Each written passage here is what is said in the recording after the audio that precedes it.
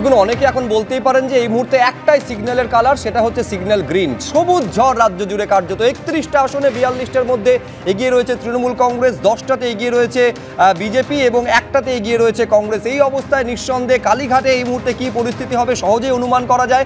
কার্যত সবুজ আবিরে রাঙিয়ে দেওয়া হয়েছে কালীঘাট এবং চত্বর। যারা তৃণমূল কংগ্রেসের কর্মী সমর্থকেরা রয়েছেন একেবারে উৎসবের মেজাজে তারা।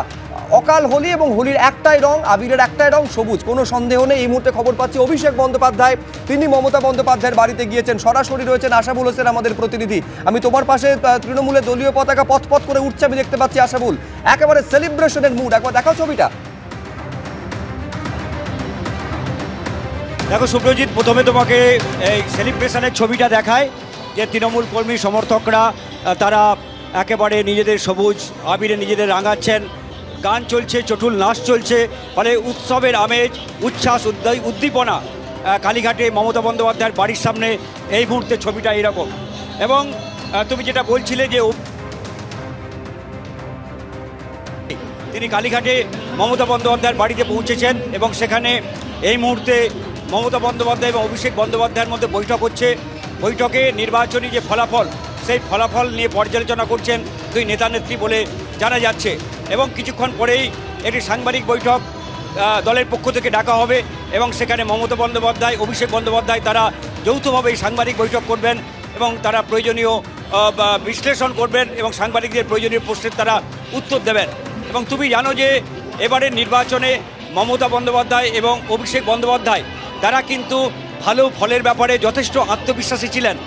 এক্সিট পোল যতই তৃণমূলের বিপক্ষে যাক না কেন, ঘনিষ্ঠ মহলে মমতা বন্দ্যোপাধ্যায়, অভিষেক বন্দ্যোপাধ্যায়রা বারবার দাবি করেছেন যে তারা গতবারের চেয়ে অনেক বেশি ভালো ফল করবেন।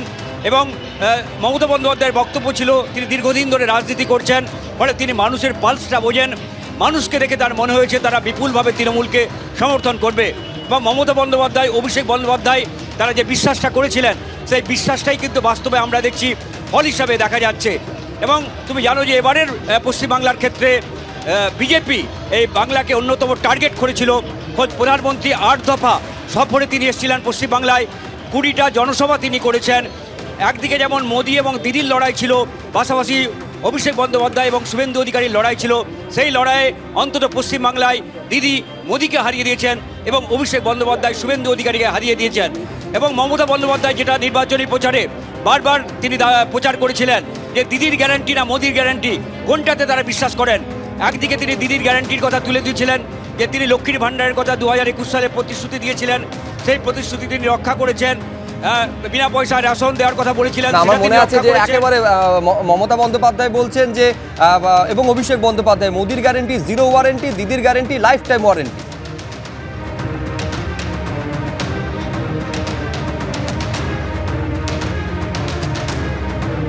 হ্যাঁ আশাবুল,